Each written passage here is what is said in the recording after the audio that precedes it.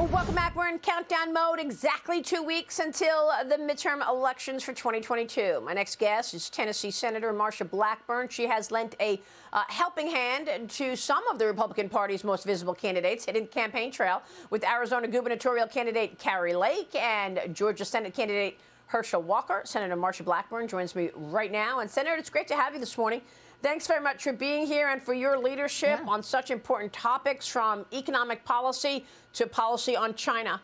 Talk to us about the most important races, why you chose to help Kari Lake and Herschel Walker. Yes, indeed. I have been on the campaign trail. I've been in Virginia and North Carolina, and we've got great candidates. The environment is right for us, and it is so imperative that people get out and vote. And Maria, we have to realize and recognize that you've got these Democrat candidates that are just raking in the cash. They are outperforming when it comes to raising money, but we have to make certain that they are going to get beaten at the ballot box and that our candidates are going to win. And I think they are. When you look at the polling, when you look at how close these races are, whether it's Dr. Oz in Pennsylvania or Blake Masters in Arizona or Tiffany Smiley out in Washington State, all across this country, you are seeing our candidates do well. You have General Bulldog over in New Hampshire that has closed the gap. Leora Levy in Connecticut, who has pulled that into a 4-point race. And when these races are in the margin of error, I think that voters are going to say, you know what, Republicans are more predictable. They do a better job of handling the economy, inflation, the border issues, and the drugs and crime that come from those border issues. So I think 2 weeks from today, it is going to be a very good day for us. So what will the Republicans do with it? I mean, look, Senator, part of the problem that I'm hearing from some of these candidates is that Mitch McConnell is holding the purse strings. And, you know, you look at a race like Alaska, where he's getting behind Lisa Murkowski and not Kelly Chewbacca, who was a Donald Trump-supported candidate. You do feel today more confident than perhaps you were a couple of months ago? Do you think something switched, something changed for the Senate? I think that it is the high price at the pump, the high price at the grocery store, the empty shelves at the grocery stores, high price of clothing, all these inflationary actions that this administration has taken. And people realize that, yes, Joe Biden is responsible for that, but also you have Democrats, like in Georgia, Raphael Warnock has voted with Joe Biden 96% of the time. And it appears very disingenuous to people all across the country when these candidates will not have Biden come in and campaign with them, when, like in Nevada, you have a candidate in Cortez Masto who has voted 97% of the time with Joe Biden, and you're going to have Adam Laxalt win that seat. So people realize that. They look at this and they say, how hypocritical of these candidates, because people are tired of being broke. They are tired of needing to go get a second job to make ends meet.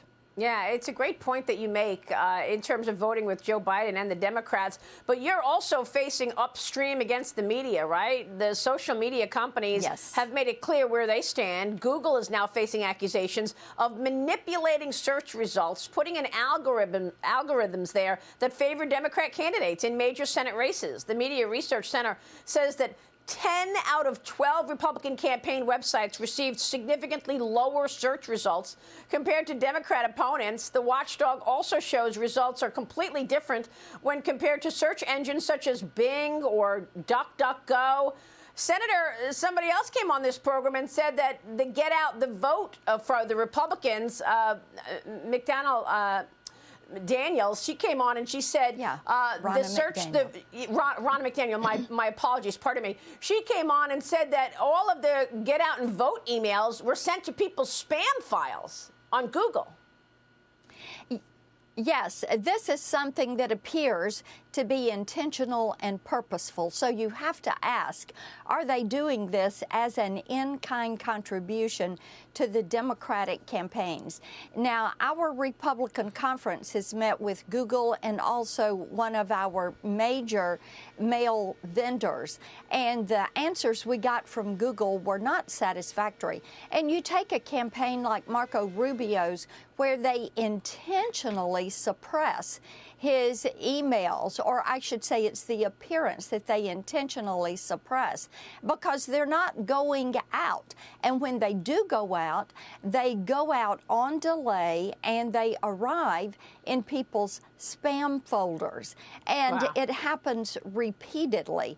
So you have to look at how big tech is trying to use their power, just as they did in 2020, to help to manipulate the results. And I appreciate that Chairwoman McDaniel has filed this discrimination lawsuit, because it will help us to get some information. There will be some discovery on Google and other of the big tech companies to see exactly what they're doing to sequester our information we're sending out and to push forward others. And also the preferencing that they do in the search engine, Maria, where they will preference a Democrat or a negative story, and they will suppress the ability to connect with a campaign website. Yeah, no, you're right, and I was stunned when Ronna McDaniel came on the show and sort of, lined everything out for us, laid it all out in her lawsuit. But you've done such great work in holding social media companies to account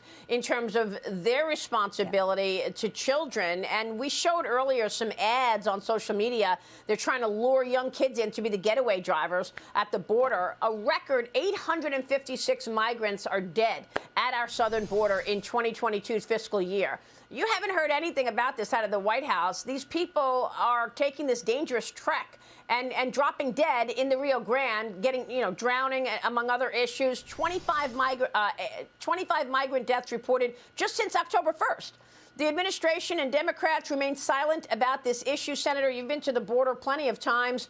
Do you think after the midterm elections, Joe Biden is going to be forced to acknowledge what's taking place at our southern border? 2.3 million apprehended just in the last fiscal year? Yes, I think it is going to be necessary for him to admit this. Everyone realizes that this is a humanitarian crisis. And Maria, they will not admit what is happening there, because then they have to accept responsibility for it. They have to admit that, yes, there were 98 terrorists, 98 apprehended. There were 312 MS-13 gang members apprehended. There's the 2.4 million encounters, and that does not include the million gotaways. So you have to say, in that number of gotaways, known gotaways, there are unknown gotaways also. But in that number, how many were terrorists, sex traffickers, drug dealers, how many gang members came in? And we know, when I was in Georgia yesterday, they were talking about the cartel has a hub in Atlanta. The cartel has a hub in Atlanta distributing drugs, working with gang members, participating in sex trafficking of women and girls in this country. That's unbelievable. And the CCP has police stations in New York. I mean, it's just extraordinary what's going on. Senator, thanks very much. Senator Marsha Blackburn joining us on all of this. We'll be watching, and we will see you within this 2-week period. We'll be right back.